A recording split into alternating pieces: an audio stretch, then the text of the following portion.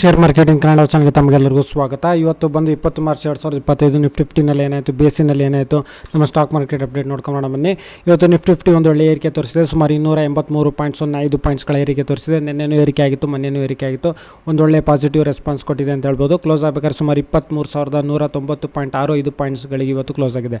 ಹಾಗೆ ಸೆನ್ಸೆಕ್ಸ್ ಕೂಡ ಅಷ್ಟೇ ಸುಮಾರು 899.02 ಪಾಯಿಂಟ್ಸ್ಗಳ ಒಂದು ಏರಿಕೆ ತೋರಿಸಿದೆ. ಕ್ಲೋಸ್ ಆಗಬೇಕಾದ್ರೆ 76,348.06 ಪಾಯಿಂಟ್ಸ್ಗಳಿಗೆ ಇವತ್ತು ಕ್ಲೋಸ್ ಆಗಿದೆ. ಹಾಗೆ ನಿಫ್ಟಿ 50ನಲ್ಲಿ ಯಾವೆಲ್ಲ ಕಂಪ್ನಿಗಳ ಶೇರ್ಸ್ಗಳಲ್ಲಿ ಅತಿ ಹೆಚ್ಚು ಏರಿಕೆ ಆಗಿದೆ ಅಂದರೆ ಸುಮಾರು ಕಂಪ್ನಿಗಳಲ್ಲಿ ಇವತ್ತು ಏರಿಕೆ ಆಗಿದೆ. ನಿಫ್ಟಿ 50ನಲ್ಲಿ ನೋಡಿದರೆ ಭಾರತೀಯ ಏರ್ಟೆಲ್ ಇವತ್ತು ಟಾಪಲ್ಲಿ ಅಂತ ಹೇಳ್ಬೋದು. ಸುಮಾರು 4.16% ಅಷ್ಟೇ ಏರಿಕೆ ಆಗಿದೆ. ಪ್ರತಿಯೊಂದು ಶೇರ್ಲಿ 68 ರೂಪಾಯಿ 10 ಪೈಸೆ ಅಷ್ಟೇ ಏರಿಕೆ ಆಗಿದೆ. ಹಾಗೆ ಟೈಟನ್ ಶೇರ್ಸ್ಗಳಲ್ಲಿ Britannia Industries, Bharat Petroleum, Bajaj Auto, Eicher Motors, Bharat Electronics ನೋಡಿದರೆ ಹತ್ತಿರ ಇವಾಗ 300 ರೂಪಾಯಿ ಹತ್ತಿರ ಹೋಗಿದೆ.